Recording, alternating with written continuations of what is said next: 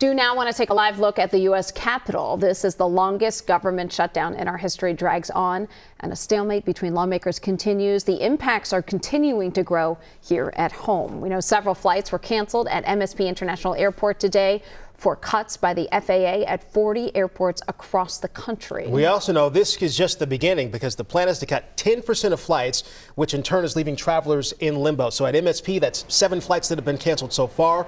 Our Barrett Leone live at MSP hearing from travelers because, Barrett, I can understand anyone at the airport now, the anxiety's got to be pretty high right now. Yeah, and the looming uncertainty of, am I going to make this flight? Am I going to get home is causing a little bit more of anxiety for travelers. Now, 7 flights canceled leaving the airport, but there's also 6 flights coming to the airport. So more than a dozen flights canceled here at MSP, and we know that number is expected to grow into this week and the weekend. So if you are flying in the next week, you're going to want to keep in contact with your airline and make sure things are still going as planned, because these cuts are still coming down. This is just the start of phase 1. So MSP is one of 40 markets impacted by these cuts to meet the FAA's cut of 10%. And these cuts come just before one of the busiest travel times of the year. More than 2 million Americans are expected to fly over Thanksgiving. And as for travelers, the uncertainty, it's hard to ignore. You never can tell with these things. Hopefully going into big hubs, it'll be okay. Just leaving big hubs, going to smaller hubs, see how that goes. What are your thoughts on flights getting cut that much? Makes me nervous. I'm really scared my luggage is going to get lost. That's my main concern, but also getting home. Yeah. A little nervous. And to ease some of that travel anxiety, our travel experts are saying this hub-to-hub and international flights, those are likely going to be safe. It's the regional flights that might be impacted. And we are seeing some of those regional flights being canceled, Minot as well as Green Bay. So some of those shorter flights from MSP are the ones we're seeing impacted this morning. So stay close to your airline to make sure things are going as planned. Yeah, 6 flights that arrived that have been canceled, and then 7 departures that have been canceled. So that's how you get the 13. So everyone keep an eye as far as what's happening with that government shutdown as it continues. Barrett, thank you. Now, as it continues, another major area of concern is food assistance. After a legal battle, federal judges are forcing the president to make a change. Critical food funding stalled by the shutdown could come as soon as tomorrow, and that's because a judge ordered President Trump to fully fund November SNAP benefits by Friday.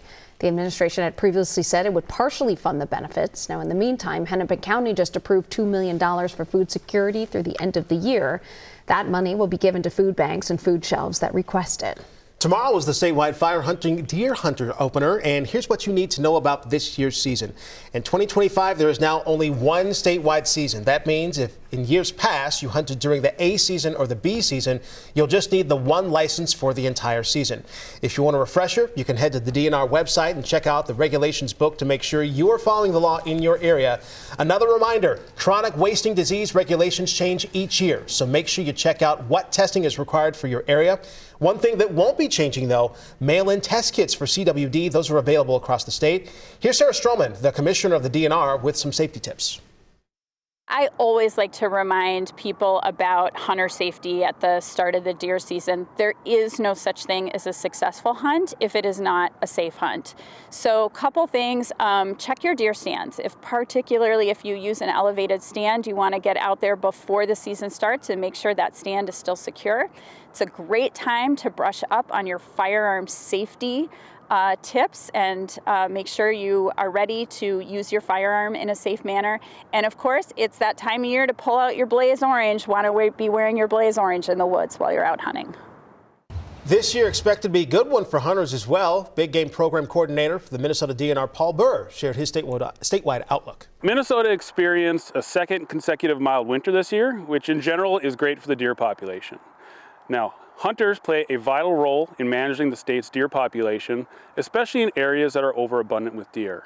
Hunters are encouraged to take additional opportunities to harvest antlerless deer, especially in those areas that are above population goal. And the DNR asking for your help to share the stories of the Minnesota Deer Opener. This year, the DNR collecting and featuring your stories about deer hunting along with your best venison recipes. If you're interested in sharing, just visit the Minnesota DNR website because you could be featured on their website and their social media accounts. Prosecutors charged 3 people with stealing more than $500,000 from people they met at church. So according to newly filed charges, defendants would meet prospective victims at churches and offer help with immigration services through an attorney named Isabella Jason. Here's the catch. Isabella Jason isn't real. Documents say the suspect stole from at least 25 victims, including at a church in Inver Grove Heights and another in Woodbury.